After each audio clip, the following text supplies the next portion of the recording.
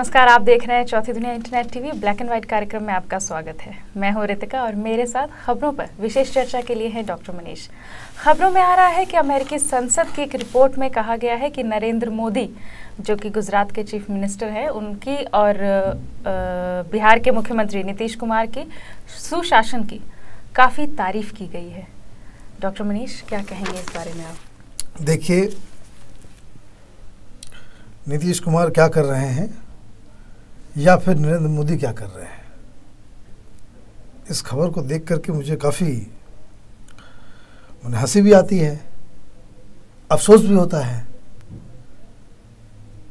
कि अमेरिका की किसी रिपोर्ट को लेकर के इतना हंगामा कि मोदी जो है और गुजरात की सरकार जो है वो नंबर 1 है।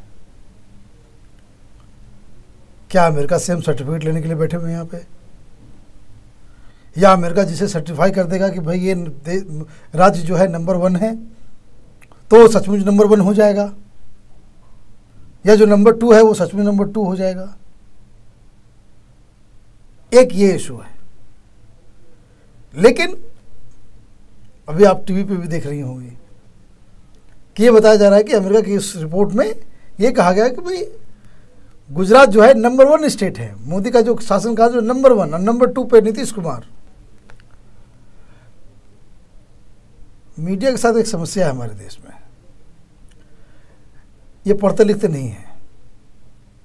इंटरनेट पे सर्च मारा और वो सर्च जो है जो बता दिया किसी ने क्या अपलोड किया, नहीं अपलोड किया, सच झूठ, वो तुरंत वो ब्रेकिंग न्यूज़। अमेरिका ने कहा मोदी की सरकार नंबर 1 है, दूसरे नंबर पे नीतीश कुमार हैं। ये सब ब्रेकिंग न्यूज़ वगैरह जो है लोग चला रहे हैं। समझिए है क्या? आप नेट पे जाएंगे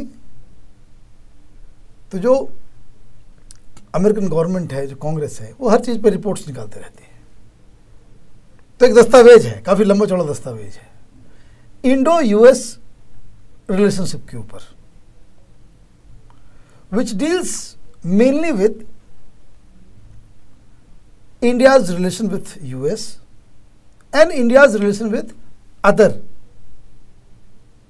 states, और भारत में इकोनॉमिक पोटेंशियल क्या है, भारत के लिए उनका क्या रवैया होना चाहिए, भविष्य क्या है, आदि आदि चीज़ों पे बातचीत की गई है। उसमें पॉलिटिकल पार्टीज के बारे में भी है रिपोर्ट। मैंने पूरा कंप्लीट जो कहते थे कि अमेरिका की नज़र में भारत का जो पूरा बायोडाटा तैयार किया गया है वो ये रिपोर्ट है।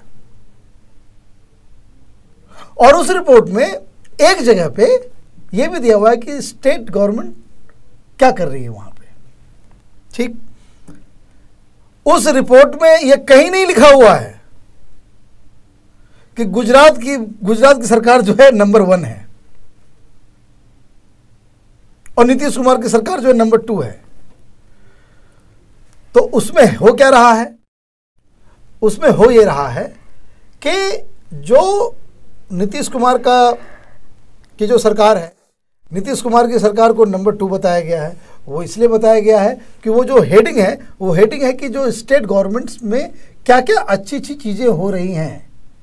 तो जिसमें सबसे पहले जो है बताया गया है कि नरेंद्र मोदी की सरकार में जो वहाँ जो है रेड टेपिज्म हटा दिया गया है, वहाँ पे डेवलपमेंट हुआ है। He is a controversial person but still वहाँ पे जो है ढंग से सारी चीज़ें हो रही हैं। एक दूसरी बात जो है वो नीतीश कुमार के बारे में लिखी गई है। तीसरी बात जो है वो तीसरी सरकार जिसके बारे में मेंशन किया गया है वो मायावती जी का है। फोर्थ पे जो है वो डीएमके, रिपोर्ट पुरानी है जिसमें रिपोर्ट लिखी गई उस समय डीएमके की सरकार थी, अब जयललिता जी आ गई हैं तो डीएमके की सरकार की भी तारीफ है उसमें। मतलब रिपोर्ट पुरानी है, जब तैयार की गई उसमें चुनाव से पहले की है। फिर 4th पोजीशन में आंध्र प्रदेश की। तो पूरी कहानी ये है कि this report concerns India's, it's like more like India's biodata, कि अमेरिका जो है किस तरह से हिंदुस्तान को देखती है, यहाँ क्या क्या चीज़ चल रहा है, इकोनॉमिक, पॉलिटिकल, सोशल क्या क्या चीज़ हो रहे हैं, आर्मी, फॉरेन रिलेशन, सारी चीज़ों के ऊपर। और राज्य सरकारों में कौन सी सरकार क्या कर रही है उसके बारे में बस मेंशन किया हुआ। कोई वहाँ पे कोई बिना का गीत माला नहीं चल रहा है कि नंबर 1 पे ये है, नंबर 2 पे ये है, नंबर 3 पे ये है। तो ये चीज़ है, तो ये एक भ्रम है जिसे सीरियसली नहीं लेना चाहिए। पता नहीं हिंदुस्तान की मीडिया है, टेलीविज़न वाले वो इतना ज़्यादा वो ब्रेकिंग न्यूज़ कर करके दिखाएंगे कि, तो दो बातें हैं। एक जो बात बताई जा रही है मीडिया में वो बिल्कुल गलत है। वो रिपोर्ट में वैसा कुछ नहीं कि जो जिससे हम कह सकें कि उसको मार्क्स मिल रहे हैं कि नंबर 1 ये है, नंबर 2 ये है, एक। और दूसरी बात कि हमारे देश में क्या हो रहा है, नहीं हो रहा है, राज्य सरकारें क्या कर रही हैं, इसके लिए हमें अमेरिका से सर्टिफिकेट लेने की ज़रूरत नहीं, या किसी भी दूसरे देश के लोगों से सर्टिफिकेट। हमें सर्टिफिकेट अगर चाहिए तो देश की जनता से चाहिए। किसी भी राज्य सरकार को अगर सर्टिफिकेट चाहिए वो उस राज्य की जनता देगी। बिल्कुल। तो ये है मसला। डॉक्टर मनीष, दूसरी खबर जो है वो कल प्रधानमंत्री ने कहा है कि नक्सली इलाकों में भ्रष्टाचार बर्दाश्त नहीं किया जाएगा। अरे वाह, ये तो बहुत अच्छी बात आपने बताई कि प्रधानमंत्री जी जो हैं, सही बात है, कल गहन चिंतन के बाद चिदम्बरम साहब फिर से एक बार गरजे और उन्होंने कहा कि भाई नक्सलवाद जो है वो आतंकवाद से ज़्यादा खतरनाक है। अच्छी बात है। और साथ बहुत बार मैंने जो पहले वो मिस्टेक करते आ रहे थे तो हम लोगों ने बहुत छापा था, मैंने भी स्टोरी की, संतोष जी ने भी बहुत एडिटोरियल्स में बार बार, और 2 ETV पे जो आता है उस पर भी संतोष जी ने इस बात को बार बार कहा था कि नक्सली हमले होते थे, चिदम्बरम साहब जो है गदा तीर धनुष लेकर के कूद पड़ते थे मैदान में कि हम मार डालेंगे, ये कर देंगे, वो कर देंगे, आर्मी बुलाएंगे।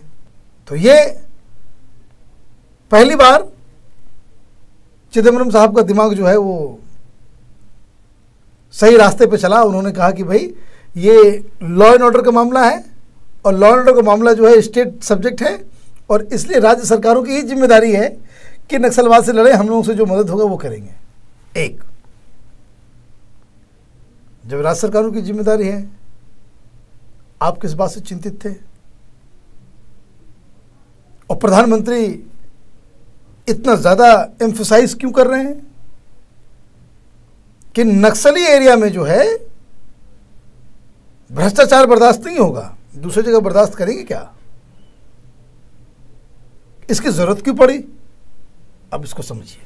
हिंदुस्तान के नक्शे में अगर आप देखेंगे कि किस तरीके से नक्सली किस किस इलाके में स्ट्रांग है,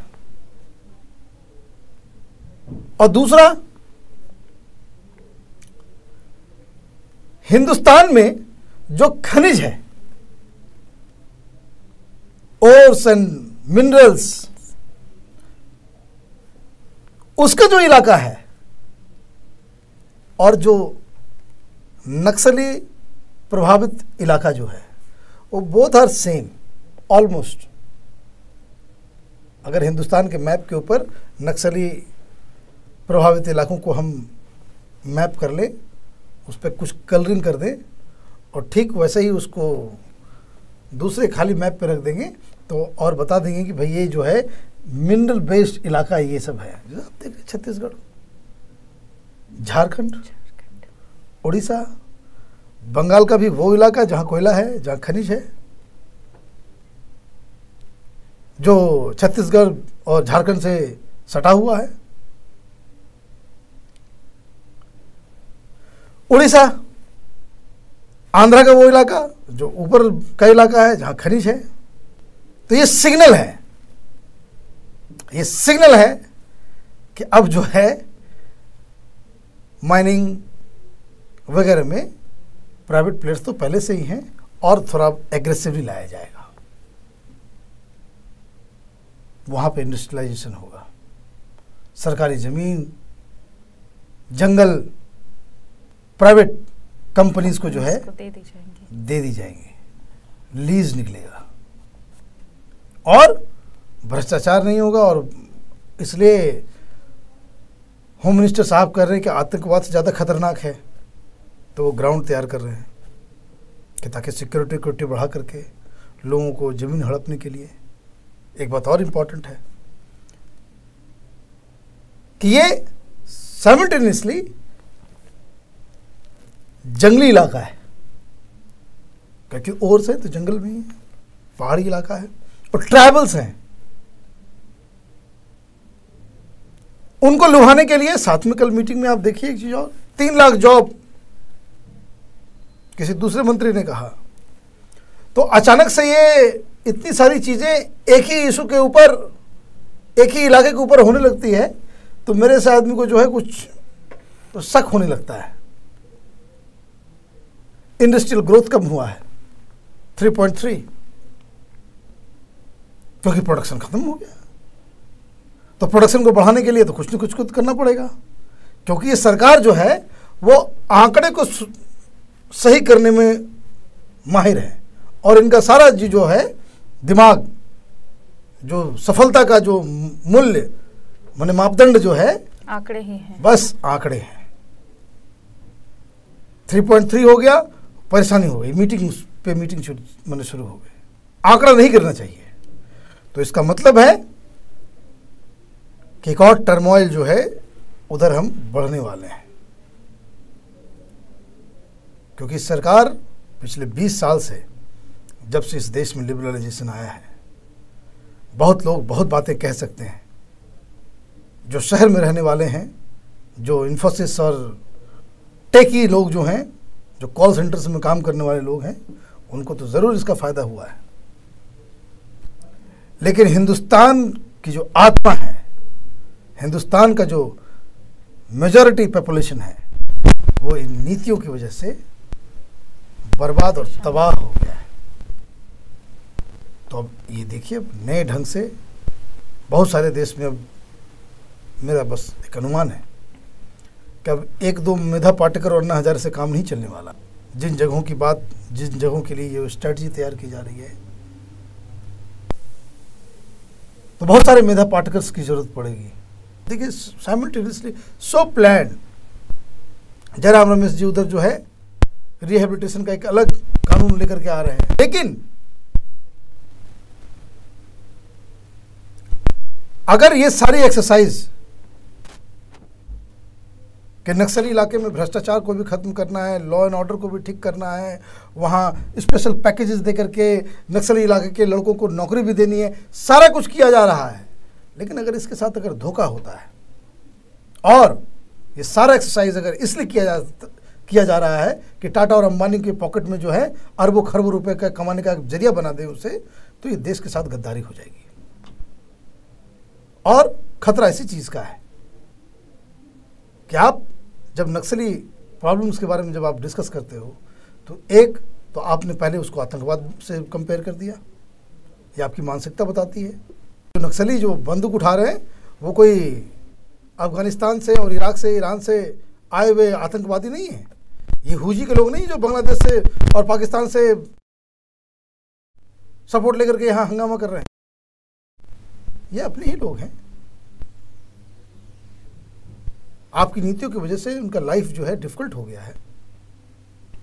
गांव पे आपका ध्यान कभी नहीं गया। जंगलों में जो ट्राइबल्स हैं, उनका विकास कैसे हो उसका समझ भी नहीं आया। सारी चीज़ें, सारी सहूलियत आप जो है दिल्ली, मुंबई और चंद मेट्रोज तक आपने समेट के रख दिया। तो उसको आपको दूसरे ढंग से देखना पड़ेगा। लेकिन आप दूसरे ढंग से देख रहे हो, आपने सिग्नल दिया है कि आप बेरोजगारी दूर करेंगे, ये करेंगे, वो करेंगे। लेकिन हाँ, ये काम छलावा नहीं होना चाहिए। ऐसा नहीं होना चाहिए कि आप ये सब काम इसलिए कर रहे हो कि कोई तीसरा उद्योगपति जो है उससे फ़ायदा उठा ले। तो इससे जो है एक बचने की ज़रूरत है। एक बात और मैं बता दूं जाते जाते, वक्त भी हो रहा है, कि मोदी जी, नरेंद्र मोदी का एक लेटर आया, वो फास्टिंग करने वाले हैं। कल जैसा कि मैंने बताया था, मोदी के लेटर में वैसा ही कुछ नज़र आया कि लीगल बैटल और पॉलिटिकल बैटल दोनों अलग अलग चीज़ है। मोदी जो कर रहे हैं वो अपने पॉलिटिकल कॉन्स्टिट्यूंसी को बचाने के लिए कर रहे हैं। लेकिन अच्छा होता कि फास्ट के साथ साथ, जैसा कि मैंने कल भी कहा था, कि अगर वो उसके लिए माफ़ी मांग लिए होते